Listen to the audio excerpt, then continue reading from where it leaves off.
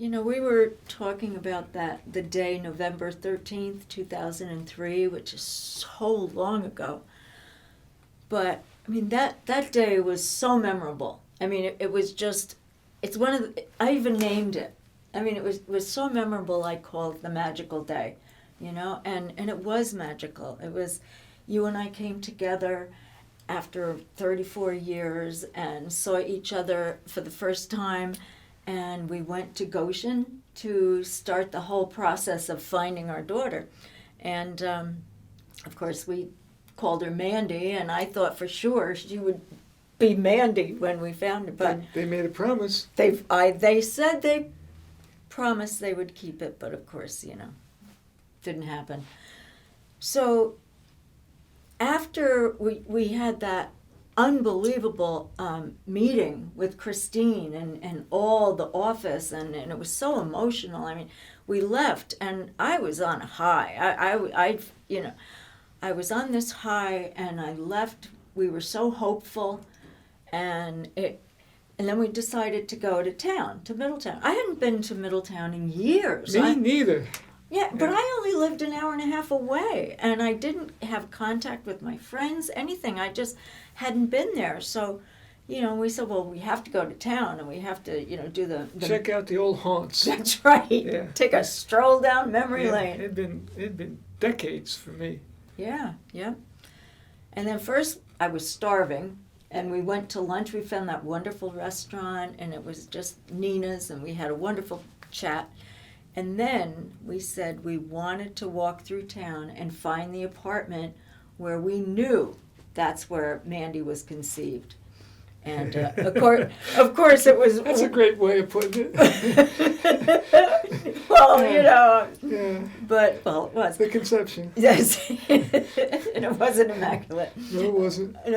But, when we walked through town, and we knew it was across from Tompkins, and it was on one of the second floor apartments, and it was one of your horrible crash pads. Yeah, I had no money back then, and I was staying with these friends of mine, this couple, and they lived upstairs on the second or third floor above, the retail. And I was up there for a couple of weeks, living it up, Yeah. And so I had a visitor one night. I wasn't allowed out very much, so I schemed that whole night. So I said I was staying at Anita's so I could be with you.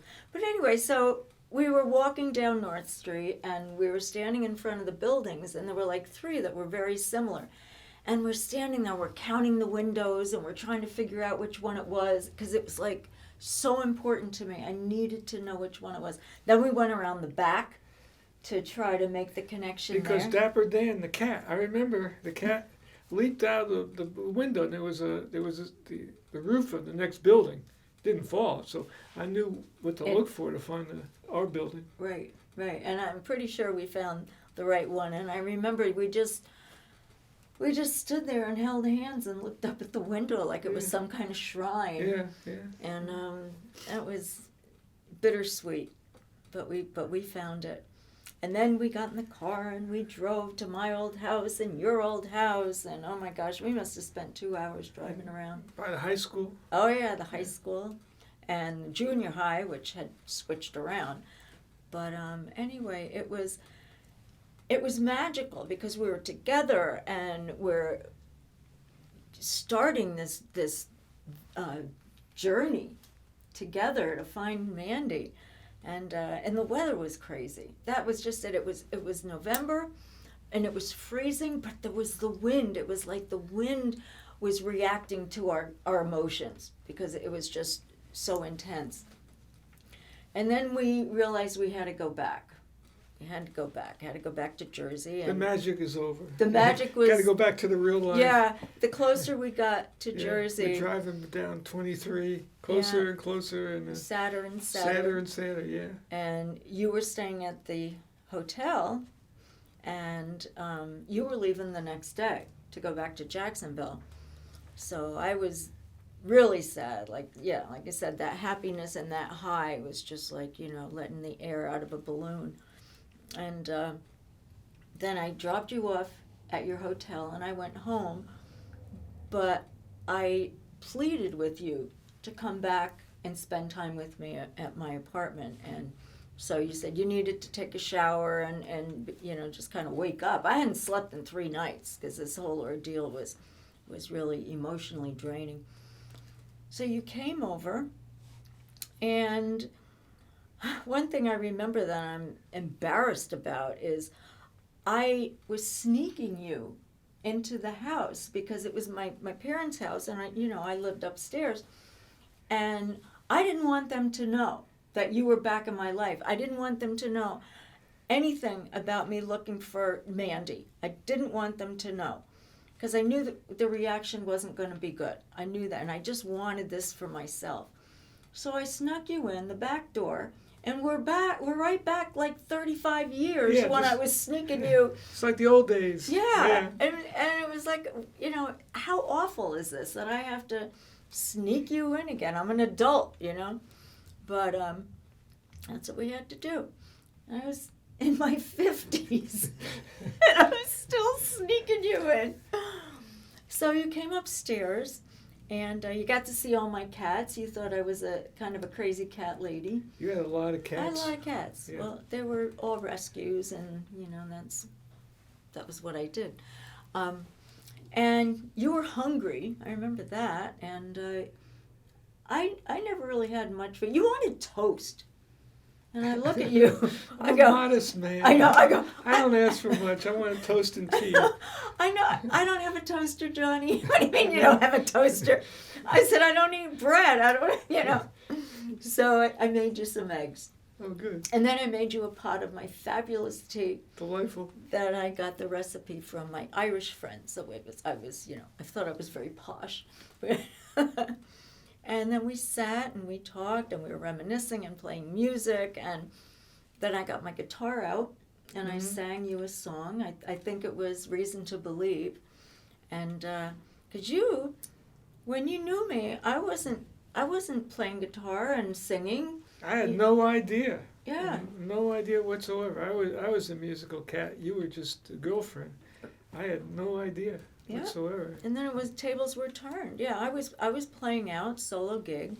Like I was booked in one place once a month, and then this other place used to try to get me there. So I was playing out a few times a month, and I wanted you to hear me sing and everything. Yeah. And then we were sitting on the couch, and this was not one of my finer moments, but I was intoxicated by the emotions, and my heart was breaking because I knew you were leaving, and I knew I loved you, and I took you, and I took you by the collar, and I brought you in, and I, full on kissed you. And you were hesitant, but I wouldn't let you go. And I just kept kissing you, and then you were kissing me back. And then you very gently broke apart and you whispered in my ear. And I will never forget those words. Do you remember what you said? Because I do. And what you said, "You are the love of my life. I will hold you in my heart forever." And I just was floored by that. And then it was like I felt, "Johnny, please tell me again. I need to hear that again. It was so beautiful. Please tell me again." And you did, but of course, you can never get the same feeling. And then you stood up. You said, "I have to go. I can't stay." I'm going, "Johnny, please don't go." You go, "No, I have to go." So you went downstairs out the door, and I watched you go down the driveway, and then you were gone. And when you left, I cried all night, and I knew you were leaving, and the situation was just, it seemed impossible and hopeless, and I mean, I knew you were married, and I wasn't, like I said, I'm not really proud of that. Again, I wasn't looking for anything like that. No, These things just happen. I know, I But know. I mean, I figured you were happily married with 22 kids and 14 grandkids and 22 cats. and an adoring husband and all that stuff, and I didn't know what I'd find. Yeah, well, But after all those years, all of a sudden it's like, oh man, it was, you think of what could have been all those years, and what might be. and But, and that was what was going through my head and my heart. It was, this is the man that I love. I've loved you all my life. And I mean, I'd had relationships when I got straightened out and was sober, because I was 35 when I got sober and became successful and, just a really moral, good person. And I had some long-term relationships, but there was never anyone that I wanted to spend my life with. yeah. So I don't even think I was seeing anybody at the time. But anyway, so then you left, and the next day I went back to school, and I was miserable. And lunchtime, then I never felt comfortable talking on the phone in school, because I always felt there were kids or people listening.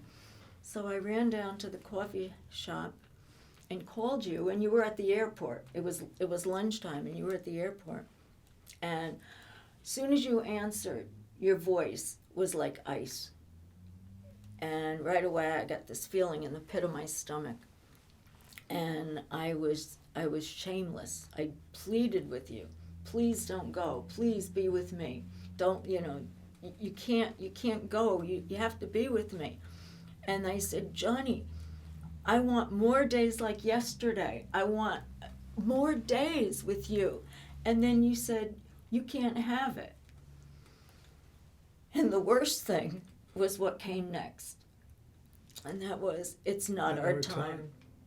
You said it twice. Not our time. It's not our time. And then you hung up. You said, I got to board the plane, and you were gone. Yeah. And I think that besides losing Mandy, that was probably one of the most devastating times I had. Well, there's a Nick Lowe song, it's cruel to be kind. You have to not be kind sometimes. You have to shut that down. I know. Or else. And I knew that. But there was an instant attraction, as soon as two of us got together, man, there was an attraction, all right. And we knew we were still in love. It was. What's the moral thing to do? I mean, Right. it's an ethical question, It's tough. And we never did that again. No? While you were married. No? We never did. But worked out. Yes, it did. I love you, Johnny. I know.